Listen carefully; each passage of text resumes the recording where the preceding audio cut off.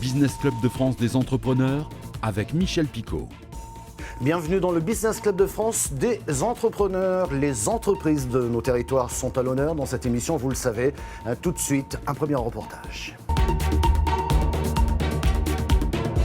Implanté au parc du Grand Troy à Sainte-Savine, le nouveau site Clarins a lancé sa production.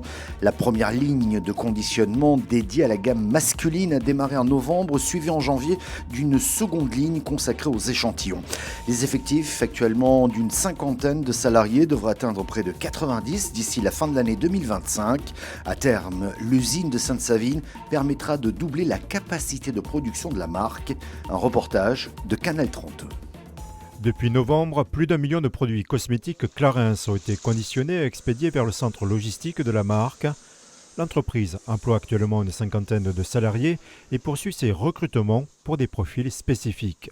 Nous serons entre 80 et 90 à la fin de l'année 2025. Les types de postes qu'on recrute, c'est en production, donc ce qu'on appelle des conducteurs de machines de systèmes automatisés. Nous recherchons des personnes en maintenance et des personnes en logistique. À terme, l'usine comptera 300 employés.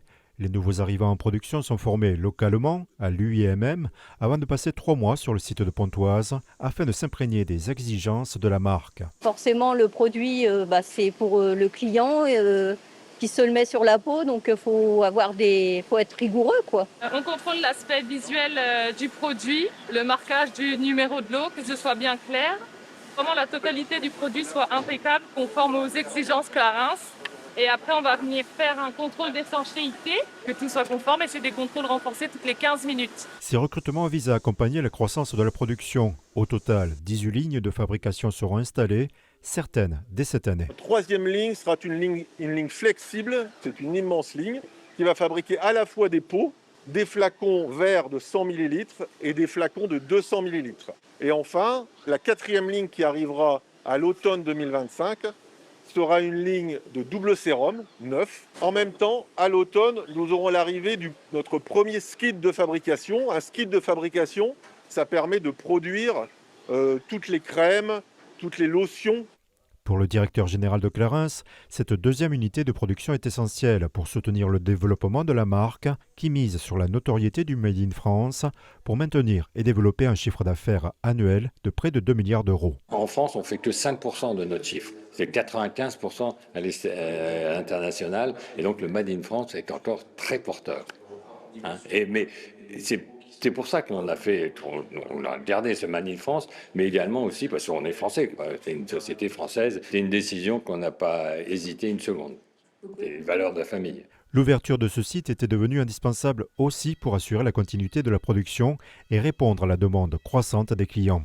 L'usine de Pontoise est saturée et en plus elle ne peut plus s'étendre.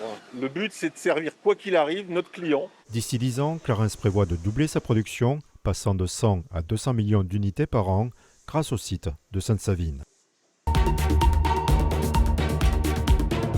L'intelligence artificielle au service de la fluidité de la circulation. La start-up française Wisp Solutions a déployé une technologie innovante aux 7 carrefours à feu de l'avenue de l'Europe à Montigny-le-Bretonneux. Cette solution basée sur l'intelligence artificielle optimise en temps réel la gestion des feux de circulation, offrant notamment une priorité aux bus pour réduire leur temps d'attente.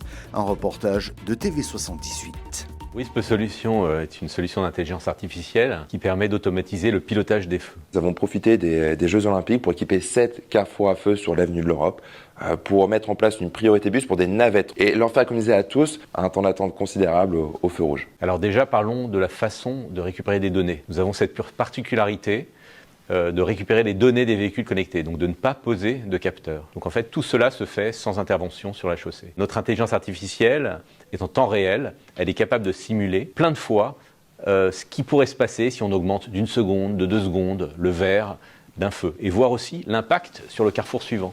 Donc en fait, l'intelligence artificielle est capable de raisonner à très très grande vitesse sur un périmètre élargi pour piloter les feux de façon intelligente. Le plus souvent, ce que nous allons trouver sur un carrefour à feu, c'est une gestion complètement statique, avec des durées de cycle complètement stables en fonction des horaires de la journée. Et Wisp, par son intelligence artificielle, va pouvoir influencer en temps réel les durées de cycle au cours de la journée en fonction des horaires et en fonction des données détectées sur le terrain. Sur ce type d'usage, l'intelligence artificielle change la donne. Concrètement, pour les bus, on parle d'une augmentation de plus de 1,5 km/h, ce qui est tout à fait considérable pour un transport public. Également en termes de régularité, c'est-à-dire que plus les bus sont réguliers, plus ils vont vite, plus les gens ont tendance à laisser leur véhicule particulier à la maison pour faire confiance au transport public. Allez, c'est le Business Club des agriculteurs cette semaine et pour commencer, nous partons visiter une fromagerie dans la Meuse. Nous partons à la découverte de la fromagerie d'Ongers, extrait de l'émission Locaux de Puissance TV avec Antoine Regnault. Bonjour Luc. Bonjour Antoine. Merci de nous accueillir aujourd'hui à Triconville, en plein milieu de la Meuse, dans la fromagerie d'Ongers, votre fromagerie familiale. Absolument, bienvenue. Bienvenue au centre de la Meuse, dans notre petit village à Triconville, donc berceau familial. Notre grand-père est arrivé en 1922 à Triconville, après avoir appris à fabriquer du brie dans une fromagerie dans la Marne. Et dès son arrivée à Triconville, il a installé la fabrication du brie et depuis, ça ne s'est jamais arrêté. Il a racheté ensuite à son oncle, c'était à son oncle en 1930, donc ça s'appelle Fromagerie d'Ongers depuis 1930, mais on fabrique du brie depuis plus de 100 ans à Triconville. Depuis 1930. Ici, on l'a dit, on vient de parler de brie de Meaux, finalement, enfin de brie, mais du coup le brie de Meaux. Eh oui, alors c'est bien. On n'est pas en Seine-et-Marne. Non, c'est vrai, on peut le constater, mais le brie de Meaux est effectivement une appellation d'origine protégée, donc on doit répondre à un cahier des charges. Le lait doit provenir d'une zone, et effectivement, et doit être transformé aussi sur cette zone-là. Et effectivement, la Meuse, dès l'origine de la création de l'appellation, a fait partie de cette zone. Parce que historiquement, on fabrique ce produit depuis avant la Révolution française. Et c'est comme ça qu'on le fabrique? Absolument. Là, on voit Franck à l'œuvre. Donc voilà, c'est moulage manuel. Ouais. Du lait, chez nous concernant, qui vient de producteurs environnants. Le plus éloigné est à 30 km au plus loin. Nos fromagers vont mettre tout en œuvre avec très peu d'ingrédients pour acidifier le lait. Et derrière, donc le lendemain, on met en moule, donc manuellement, à l'aide d'une pelle à brie. Et ici, ce qu'on voit finalement, c'est que c'est vraiment des actions manuelles. On est encore sur une fromagerie artisanale. C'est artisanal. Ouais, tout est fait à la main. On pourrait se dire c'est industriel parce qu'on est sur des bâtiments, des normes à respecter, mais on est vraiment sur de l'artisanal. Effectivement, c'est fait à la main. Et c'est bien ce qu'on défend. On défend un savoir-faire artisanal, traditionnel. On fabrique comme notre grand-père le faisait il y a 100 ans. Mais derrière cela, on a mis en place tout un système qualité de la ferme à la sortie des fromages pour évidemment assurer la sécurité alimentaire et aussi pour sécuriser et préserver la transformation de fromage au lait cru qui fait partie des piliers de l'entreprise. C'est vrai que... Et des traditions françaises. Voilà, et des traditions françaises. Donc, 60 collaborateurs sur site, hein, c'est ça ici voilà, c'est ça. à Triconville. Une soixantaine, oui. Et ici, on voit par exemple cette grande salle, tous les jours, fabrique cette quantité de fromage, ou même plus? À peu près, oui. Ouais. On fabrique environ 1500 bris de Meaux par jour. Ah, c'est énorme. Voilà, que nous commercialisons sur la France via des grossistes. Et vous retrouvez nos fromages essentiellement dans le réseau traditionnel, chez les crémiers fromagers. Ouais. Quelques magasins grande surface, je veux dire départemental, vraiment très régionalement. Mais partout ailleurs, c'est plutôt dans les boutiques spécialisées. Là où on vient chercher du bon fromage. Voilà. C'est moi qui l'ai dit. Voilà, c'est vous qui le dites. Et nous partons cette fois-ci dans la Sarthe avec cette opération de communication du syndicat Confédération Paysanne. Une opération d'étiquetage pour alerter les consommateurs sur les marges trop faibles accordées aux agriculteurs. Une rémunération jugée indigne. Elisa Cribier de LMTV. Par cette action d'étiquetage, la Confédération Paysanne pointe du doigt les industriels qui ne rémunèrent pas les agriculteurs au juste prix. On avait envie de faire une action pour marquer le coup du fait qu'on est contre l'accord de libre-échange récemment signé en fait, entre le gouvernement et les pays d'Amérique du Sud, donc le Mercosur. Lactalis, l'année dernière, en plein dans la colère paysanne, quand on leur a demandé tant pour 1000 litres, ils ont dit « Ok, on vous donne tant, moins 20 €. On est aussi allé sticker les produits de Bigard, du coup Charal. Ils ont fermé leur abattoir l'année dernière sans prendre en considération les paysannes, les paysans, sans prendre en considération l'État, rien du tout. C'est vraiment une attitude ultra méprisante de tout ce qui est agroalimentaire.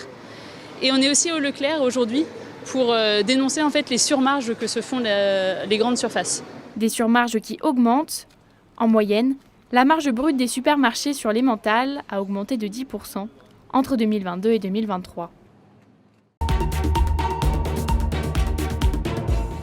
Trapue avec sa robe noire mouchetée, rarement rouge, la Vosgienne porte le nom de son massif. Cette vache est une fierté pour ses éleveurs, mais c'est du jamais vu. Elle n'ira pas cette année au Salon de l'Agriculture, faute de moyens.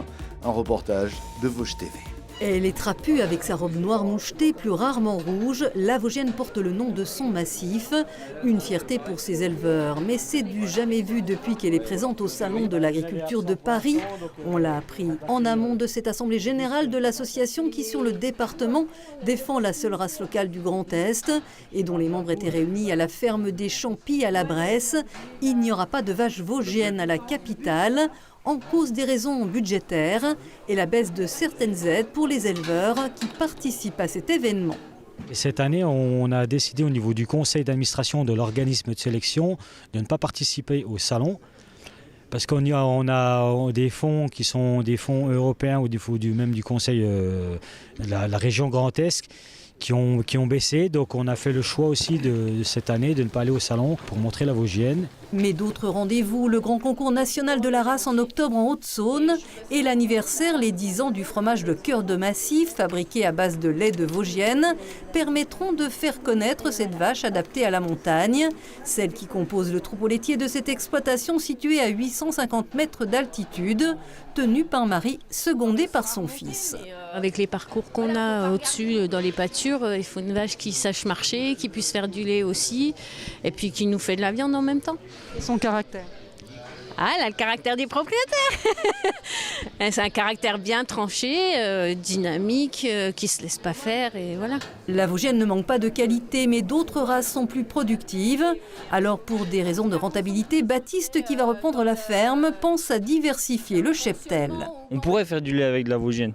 Mais le problème, c'est qu'on va donner une quantité d'aliments en face qui sera beaucoup plus importante que chez une autre race pour au final être moins performant économiquement. Donc remis l'un au bout de l'autre, le choix est plus ou moins vite tranché, quoi. Elles sont à milliers dans les Vosges et 10 000 en France. La race des Vosgiennes reste menacée de disparition. Les 2 guerres mondiales ont eu raison de ses effectifs qui remontent lentement grâce à des éleveurs qui ont redécouvert ses vertus. Des Vosgiennes qui peuvent compter sur un veau de plus, car la vache Samba avait choisi de donner naissance lors de ce reportage à une petite femelle. Merci d'avoir suivi cette émission. Elle est disponible, vous le savez, en replay vidéo sur le site internet de votre télévision locale. Vous pouvez également nous écouter en audio podcast sur toutes les bonnes plateformes et sur quelques radios. Merci de votre fidélité. On se retrouve la semaine prochaine.